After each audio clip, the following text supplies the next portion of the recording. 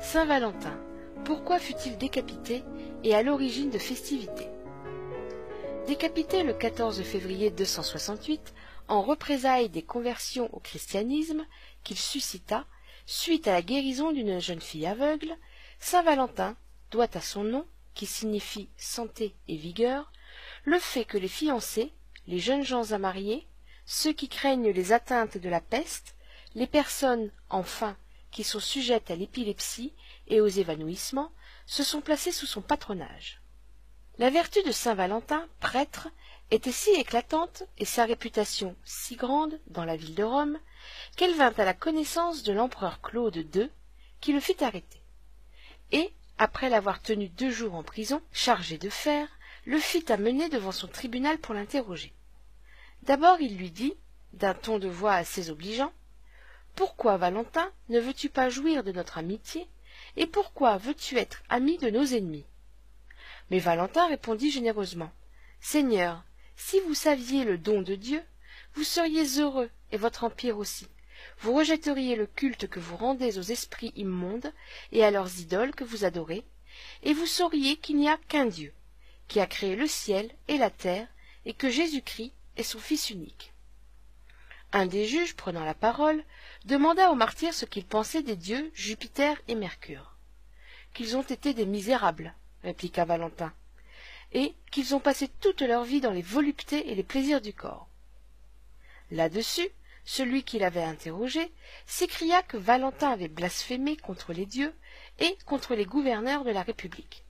Cependant, le saint entretenait l'empereur, qui l'écoutait volontiers, et qui semblait avoir envie de se faire instruire de la vraie religion. Et il l'exhortait à faire pénitence pour le sang des chrétiens qu'il avait répandus, lui disant de croire en Jésus-Christ et de se faire baptiser, parce que ce serait pour lui un moyen de se sauver, d'accroître son empire et d'obtenir de grandes victoires contre ses ennemis.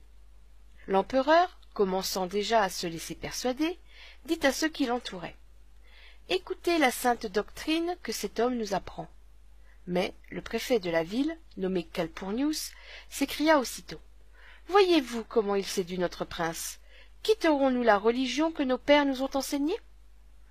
Claude, craignant que ces paroles n'excitassent quelque trouble ou quelque sédition dans la ville, abandonna le martyr au préfet, qui le mit à l'heure même entre les mains du juge Astérius, pour être examiné et châtié comme un sacrilège. Celui-ci fit d'abord conduire le prisonnier en sa maison. Lorsque Valentin y entra, il éleva son cœur au ciel et pria Dieu qu'il lui plût d'éclairer ceux qui marchaient dans les ténèbres de la gentilité, en leur faisant connaître Jésus-Christ, la vraie lumière du monde. Astérius, qui entendait tout cela, dit à Valentin, « J'admire beaucoup ta prudence, mais comment peux-tu dire que Jésus-Christ est la vraie lumière ?»« Il n'est pas seulement, dit Valentin, la vraie lumière, mais l'unique lumière qui éclaire tout homme venant en ce monde. »« Si cela est ainsi, dit Astérius, j'en ferai bientôt l'épreuve. J'ai ici une petite fille adoptive qui est aveugle depuis 2 ans. Si tu peux la guérir et lui rendre la vue, je croirai que Jésus-Christ est la lumière et qu'il est Dieu, et je ferai tout ce que tu voudras. » La jeune fille fut donc amenée au martyr, qui, lui mettant la main sur les yeux, fit cette prière. « Seigneur Jésus-Christ, qui êtes la vraie lumière, éclairez votre servante. » À ces paroles, elle reçut aussitôt la vue, et Astérius et sa femme, se jetant aux pieds de leur bienfaiteur, le supplièrent, puisqu'ils avaient obtenu par sa faveur la connaissance de Jésus-Christ, de leur dire ce qu'ils devaient faire pour se sauver. Le saint leur commanda de briser toutes les idoles qu'ils avaient, de jeûner 3 jours, de pardonner à tous ceux qui les avaient offensés, et enfin de se faire baptiser, leur assurant que, par ce moyen, ils seraient sauvés. Astérius fit tout ce qui lui avait été commandé, délivra les chrétiens qu'il tenait prisonniers, et fut baptisé avec toute sa famille, qui était composée de 46 personnes. L'empereur, averti de ce changement, craignit quelque sédition dans Rome, et, par raison d'État, il fit prendre Astérius et tous ceux qui avaient été baptisés, puis les fit mettre à mort par diverses sortes de tourments.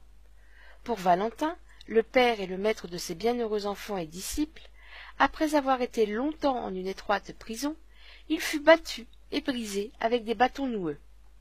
Enfin, l'an 268, le 14 février, il fut décapité sur la voie flaminienne où, depuis, le pape Jean Ier fit bâtir une église sous son invocation près du Pont-de-Molle. Cette église ayant été ruinée, le pape Théodose en dédia une nouvelle, dont il ne reste plus de traces non plus. La porte, appelée plus tard du Peuple, portait anciennement le nom du saint martyr. On garde la plus grande partie de ces reliques dans l'église de Sainte-Praxède. Les autres furent apportées en France, en l'église Saint-Pierre de Melun-sur-Seine, mais elles ne s'y trouvent plus aujourd'hui. Saint-Valentin est nommé, avec la qualité d'illustre martyr, dans le sacramentaire de Saint-Grégoire, dans le missel romain de Thomassie, dans les divers martyrologues et calendriers. Les Anglais l'ont conservé dans le leur. Saint-Valentin a été représenté, premièrement, tenant une épée et une palme, symbole de son martyre, deuxièmement, guérissant la fille du juge Astérius. Cette circonstance de la guérison d'une jeune fille, et plus encore son nom de Valentin, qui signifie santé et vigueur, explique pourquoi les fiancés, les jeunes gens à marier, ceux qui craignent les atteintes de la peste, les personnes, enfin, qui sont sujettes à l'épilepsie et aux évanouissements, se sont placés sous son patronage. Plusieurs siècles après sa mort, Valentin fut canonisé en l'honneur de son sacrifice pour l'amour.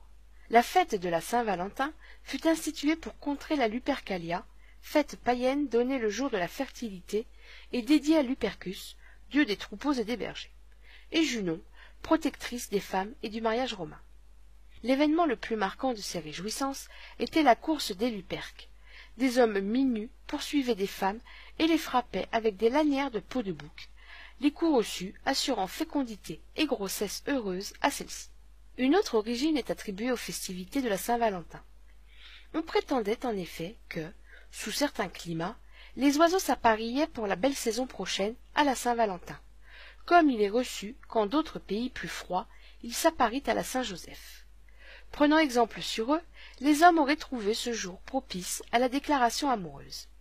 Dans les anciens calendriers, à une époque où les devoirs de la vie civile se confondaient avec ceux de la vie religieuse, chaque jour y était marqué par un signe qui parlait immédiatement aux yeux des initiés. C'est ainsi que la Saint-Valentin était marquée par un soleil dans la main du saint ou par un gaufrier. Un soleil, parce qu'il était censé reprendre sa force à cette époque, qui est à peu près celle des 4 temps du printemps, et que les fleurs les plus précoces, amandiers, noisetiers, etc., commencent à se montrer dans une partie de l'Europe.